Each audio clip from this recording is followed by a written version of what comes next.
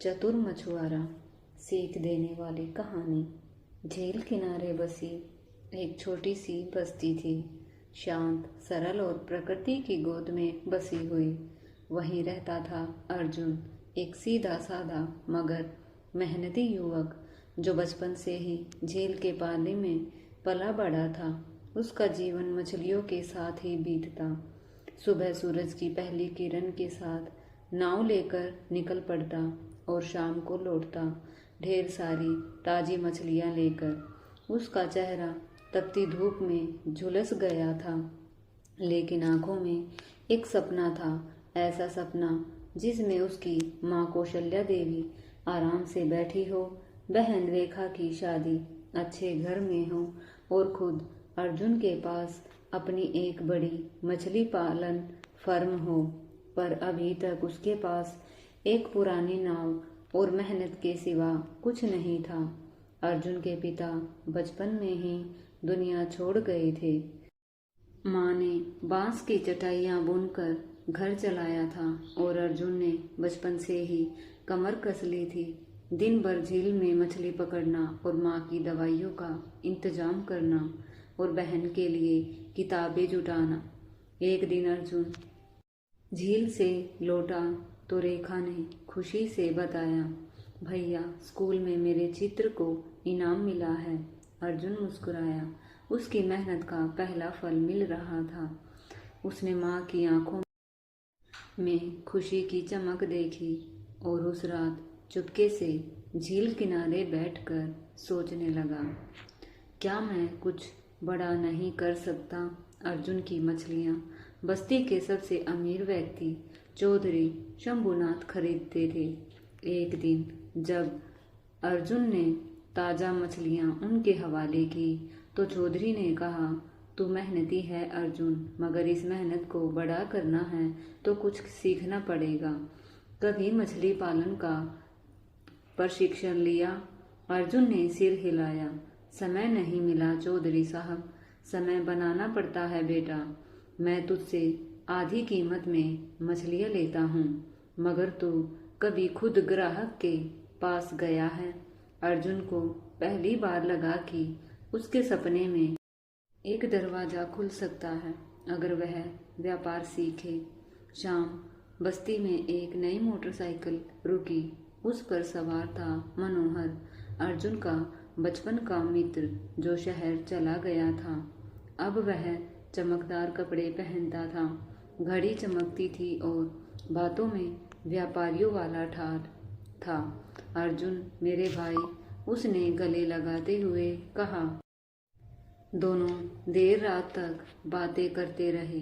मनोहर ने कहा, मैं चाहता हूँ हम दोनों मिलकर मछली व्यापार का बड़ा धंधा करें। मैं शहर में बेचूंगा, तू पकड़ेगा, हम दोनों अमीर हो जाएंगे। अर्जुन को लगा उसका सपना पूरा होने को है और मनोहर ने मिलकर नई नाव खरीदी। झील के किनारे एक मछली भंडारण कक्ष बनवाया और मनोहर शहर जाकर ग्राहक से संपर्क करने लगा। शुरुआत में सब कुछ अच्छा चला। मनोहर हर हफ्ते आता, पैसे देता और नई योजना बनाता। कौशल्या देवी और रेखा दोनों खुश थी। घर में जब पैसे आने लगे थे, अर्जुन ने माँ का इलाज अच्छे अस्पताल में शुरू कराया और रेखा के लिए एक अच्छा स्कूल ढूंढा। मगर कुछ ही महीनों बाद मनोहर देर से आने लगा। कभी कभी पैसे कम देता और कभी कभी कहता, शहर में मंदी है। अर्जुन को शक होने लगा। एक दिन उसने अपनी मछलियाँ खुद ले जाकर शहर में बेची तो पता चला कि मनोहर उन्हें दोगुनी कीमत में बेच रहा था। अर्जुन का दिल टूटा। उसका दोस्त ही सबसे बड़ा धोखेबाज निकला। अर्जुन ने फैसला किया, अब वह किसी पर भरोसा नहीं करेगा। उसने अपने दम पर मछली बाजार में जगह बनाई। चौधरी शंभुनाथ ने उसकी मदद की। अर्जुन ने एक छोटी सी दुकान खोली, सोशल मीडिया से जुड़ा और गांव के अन्य मछुआरों को भी संगठित किया। धीरे धीरे अर्जुन का व्यापार बढ़ने लगा। अब वह सिर्फ झील का बेटा नहीं रहा, वह झील का राजा बन चुका था। अर्जुन की मेहनत रंग लाई। रेखा की शादी एक अच्छे शिक्षक से हुई। माँ पूरी तरह स्वस्थ हो गई और अर्जुन को जिले के सर्वश्रेष्ठ युवा उद्यमी का पुरस्कार मिला। और जब एक दिन मनोहर वापस आया टूटी हालत में, अर्जुन ने उसे माफ़ कर दिया और कहा, अगर तूने मुझे धोखा न दिया होता तो मैं अपने आप को न पहचान पाता। झील किनारे बैठा अर्जुन अब बस झील को नहीं देखता था, वह अपने बीते संघर्षों को, माँ की आंखों की चमक को और भविष्य के सपनों को देखता था। उस जल जीवन को जिसने उसे बनाया। गांव में पानी तो आ गया, पर अब अर्जुन को समझ आने लगा था कि वह सिर्फ शुरुआत थी। असली लड़ाई अब शुरू होनी थी। गांव के किसानों के अधिकारों के लिए, उनकी जमीन, उनकी मेहनत और उनके भविष्य के लिए। अर्जुन ने अपने पुराने मित्र बीजू और रुक्मणी से सलाह ली।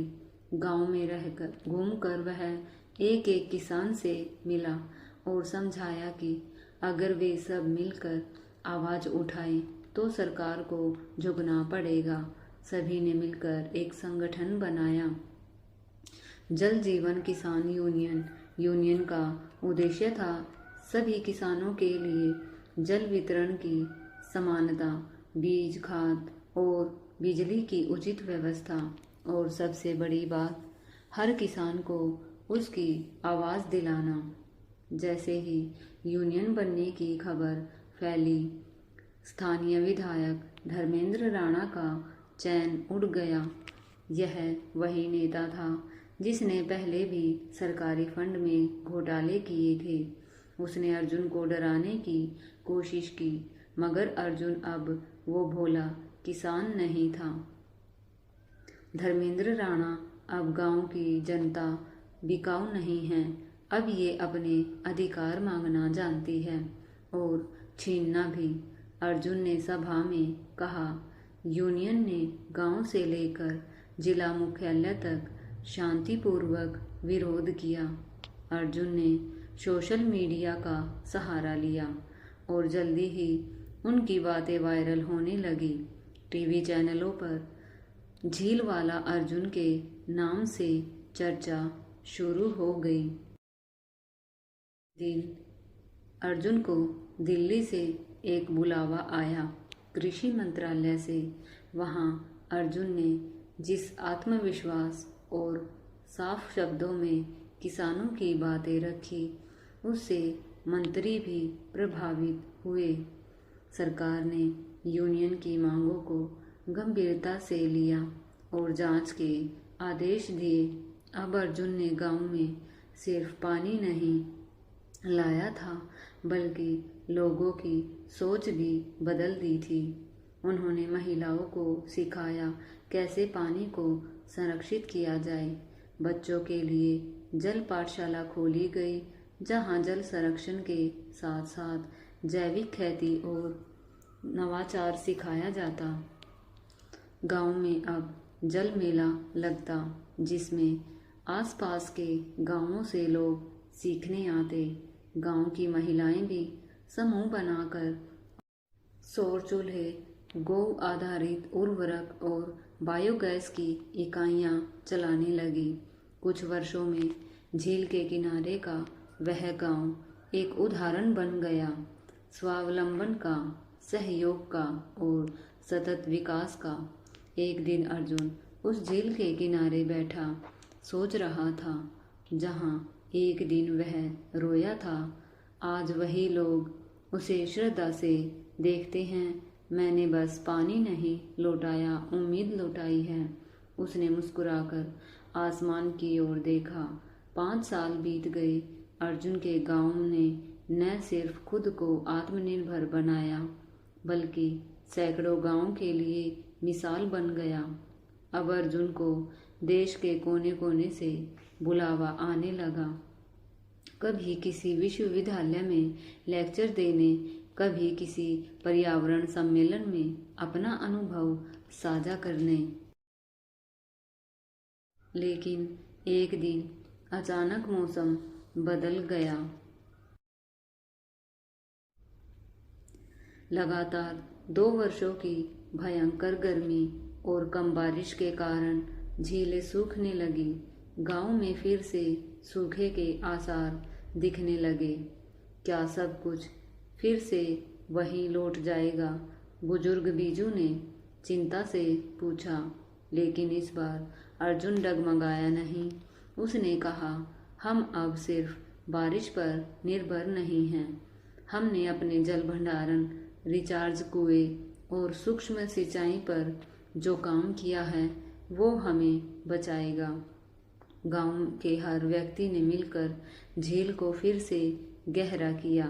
खेतों में पराली को जलाने की बजाय कंपोस्ट बनाया और वृक्षारोपण को आंदोलन की तरह चलाया। जल प्रबंधन, महिला सशक्तिकरण, जैविक खेती और ग्रामीण नवाचारों में अनुकरणीय योगदान के लिए अर्जुन को पद्मश्री से सम्मानित किया गया। जब राष्ट्रपति ने उसे मंच पर बुलाया तो अर्जुन ने कहा, मैं एक आम किसान हूँ, बस फर्क इतना है कि मैंने अपनी मिट्टी को कभी बोझ नहीं समझा। मैंने उसे माँ माना और माँ को कभी खाली नहीं जाने दिया। उसके भाषण के बाद पूरा सभागार खड़ा हो गया। अर्जुन की कहानी अब अंतर्राष्ट्रीय सम्मेलनों का विषय बन गई। एक दिन संयुक्त राष्ट्र से निमंत्रण आया ग्लोबल वाटर इनोवेशन समिट में हिस्सा लेने के लिए। वहां उसने गांव के मॉडल को ग्लोकल नाम से प्रस्तुत किया। उसकी सोच यह थी कि हर समाधान स्थानीय जड़ों से जुड़कर ही टिकाऊ बन सकता है। उसके बाद अफ्रीका, दक्षिण अमेरिका और एशिया के कई देशों ने अर्जुन के मॉडल को अपनाना शुरू किया। अब अर्जुन खुद किसानों को प्रशिक्षित करता, लेकिन वह कभी अपने गांव को नहीं भूला। उसका छोटा सा घर आज भी मिट्टी का ही था और वह सुबह उठकर झील पर बैठता जहां से उसकी यात्रा शुरू हुई थी। एक दिन उसका शिष्य प्रकाश, जो पहले एक बेरोजगार युवक था और अब एक ग्रामीण इंजीनियर बन चुका था, उससे बोला, गुरुजी, आपने अकेले कितना कुछ बदल दिया।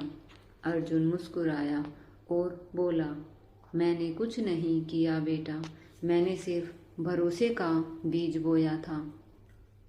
पानी, मेहनत और प्यार ने उसे पेड़ बना दिया। राज्य सरकार ने उस ऐतिहासिक झील का नाम बदलकर अर्जुन सरोवर रख दिया और गांव का नाम अब जल जीवनपुर हो चुका था, जहां हर घर में उम्मीद, हर खेत में नवाचार और हर दिल में सेवा थी। एक समय था जब अर्जुन के पास कुछ नहीं था, न संसाधन, न शक्ति, न पहचान।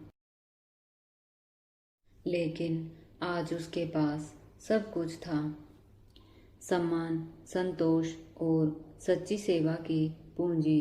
क्योंकि अर्जुन ने सीखा था कि जब मन में संकल्प और हाथ में फावड़ा हो तो सूखा भी सरोवर बन सकता है। अगर आपको हमारी यह कहानी पसंद आई हो तो और नई अधिक कहानियों के लिए इस वीडियो को लाइक करें, शेयर करें और हमारे चैनल को सब्सक्राइब करें। धन्यवाद।